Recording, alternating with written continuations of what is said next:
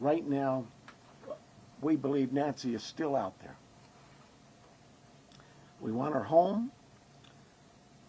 Our department, the Sheriff's Department, along with all of our partners at the FBI, have been working around the clock.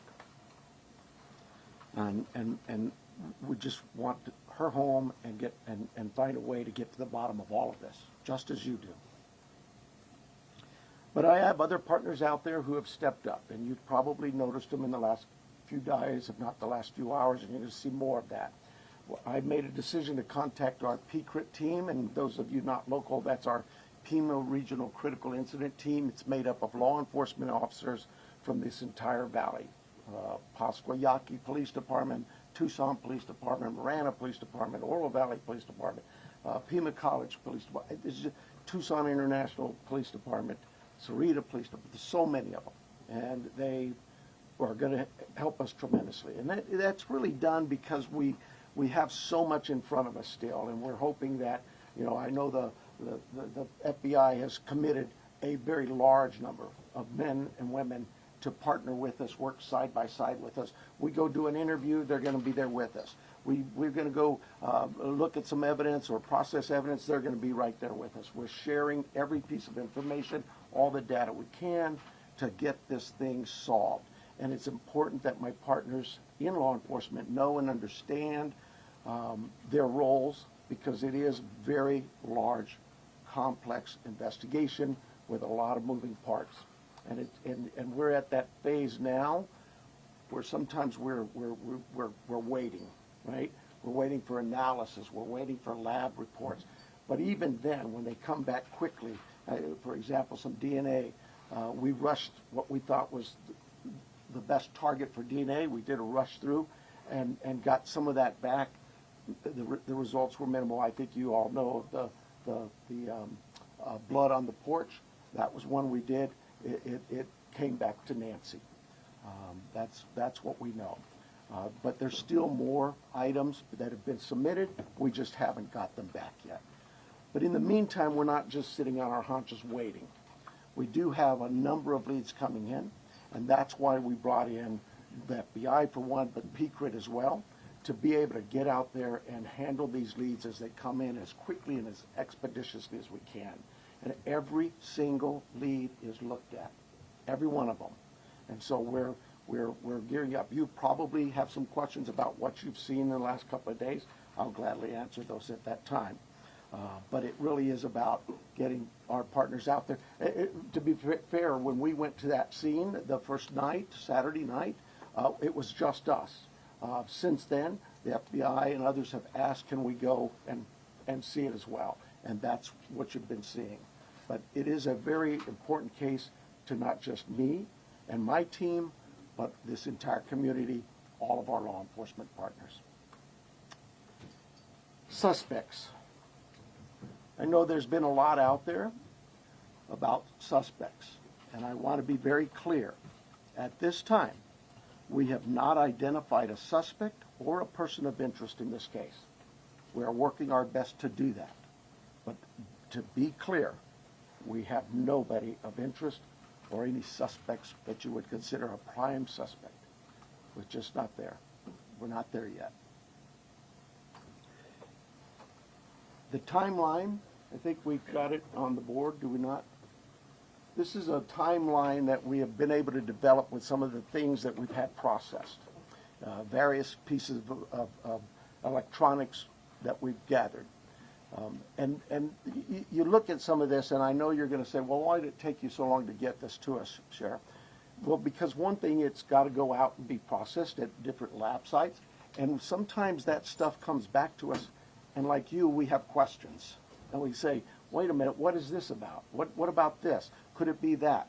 And so it's sent back, or it's sent somewhere else. So, and that's happening with all of the things we see. That process, that review, and that questioning of, all right, what is it we're looking at? So I'll go over it with you. You can see it on the board there, but at about 5:32 p.m., these are approximate times. 5:32 p.m., Nancy travels to her local family's home for dinner and playing games with the family. Just visiting. At 9:48 p.m., which is very consistent to what we were told by the family, that Nancy was dropped off at home, and we know that because we have a garage door open at approximately, I can't stress that enough, at approximately 9:48 p.m. At 9:50 p.m., that garage door closes. It is that time we assume that Nancy's home and probably going to bed. Sunday morning, early morning, at 1:47 a.m., the doorbell camera disconnects. At 2:12 a.m., software detects a person on a camera, but there's no video available. They had no subscription, and therefore it would rewrite itself. It just kind of loops, right, and covers up. That's what our analysis teams have told us. We're not done with that. We'll do all we can, but that's what it says. So it detects a person on camera. Could that be an animal? I imagine that's possible. We don't know that. We just have no video. But we're not giving up on that. 2:28. Nancy's pacemaker app shows that it was a disconnect from the phone. And at 11:56 a.m., the family checks on Nancy, discovers her missing, and at 12:03 p.m., 911 is called in to the Pima County Sheriff's Department. I believe it's about approximately 10 minutes later, 12 minutes later, our patrol teams arrive. They see the scene, and we start our response with our search and rescue teams and our detectives from homicide and various units. In fact, every unit here, I think somebody questioned, how come there's an ICAC member out here, or this member? Everybody in our criminal investigations team is a part of this team and part of this investigative effort. I think with that, let me make sure.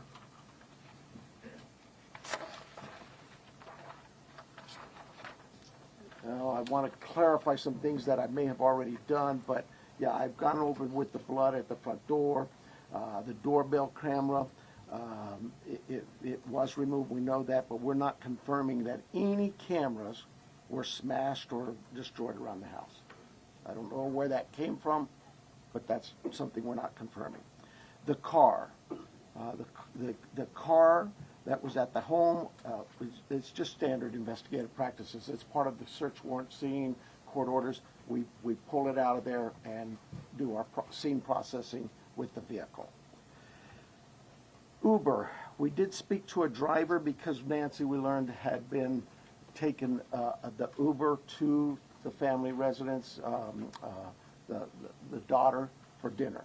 And we located that driver and spoke with them and got that information. The house, you guys got this, I think, conducting follow-up. I think you said somebody had mentioned that they saw a team out there again last night or yesterday, and that's just, again, what I was talking about before. Our partners wanted a chance to see it and examine things themselves, and more importantly, it's just we're constantly following up on things and go, hey, what about this? So we want to go back and check on some things.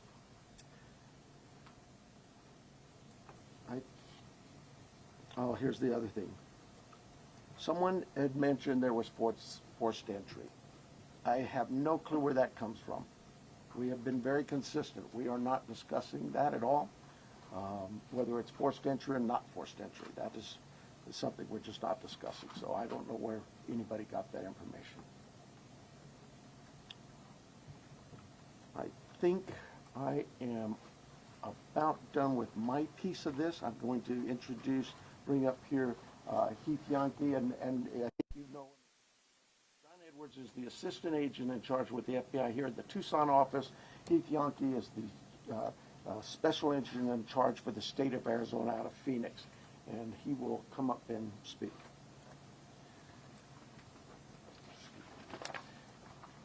Thank you, Sheriff. Hello, I'm Heath Yankee, the special agent in charge of the FBI's Phoenix Division. First, I want to let the Guthrie family know that our hearts are heavy for them. After seeing your message last night, it is clear that you and your family are in pain. Please know that we are doing everything to to bring your mother home. The FBI is now working this case jointly with the Pima County Sheriff's Department, and we're going to start today by announcing a $50,000 reward for information leading to the recovery of Nancy Guthrie and or the arrest and conviction of anyone involved in her disappearance, and this will be the missing persons with the reward that will be going out. The FBI has agents, analysts, and professional staff employees working day and night with our partners at the Sheriff's Department. We have deployed additional intelligence and agents from our Phoenix office. We have brought in our Critical Incident Response Group from Quantico, Virginia. Members from our Cellular Analysis Survey team are here, and they continue to collect and process digital information. We are actively reviewing and analyzing information from all digital sources, which includes banks, social media companies, phone companies, and any other organizations where a digital footprint could have been captured. All this information provides data points and helps put the picture together. And we will be in the community continuing to conduct a thorough investigation with our partners. You heard about us out there last night. We will be back out there today. I would ask the media, give our investigators the space to do their jobs while they're out there. Next, regarding the ransom letter.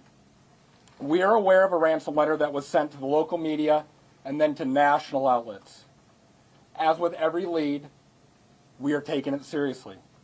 We are in communication with the family, and while we advise and recommend from a law enforcement perspective, any action taken on any ransom is ultimately decided by the family.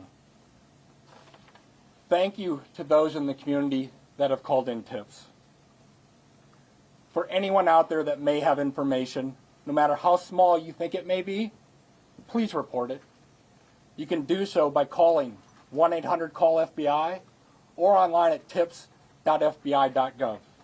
My next message is to those imposters who are trying to take advantage and profit from this situation.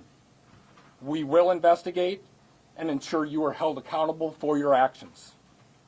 We have made one arrest related to an imposter ransom demand, and a complaint will be presented to a magistrate judge later today. You will get more on that from the FBI and our U.S. Attorney's Office here in Arizona when it becomes available. To anyone that may be involved, do the right thing. This is an 84-year-old grandma. This is an 84-year-old grandma that needs vital medication for her well-being. You still have the time to do the right thing before this becomes a worse, much worse scenario for you. Please return Nancy home. Thank you.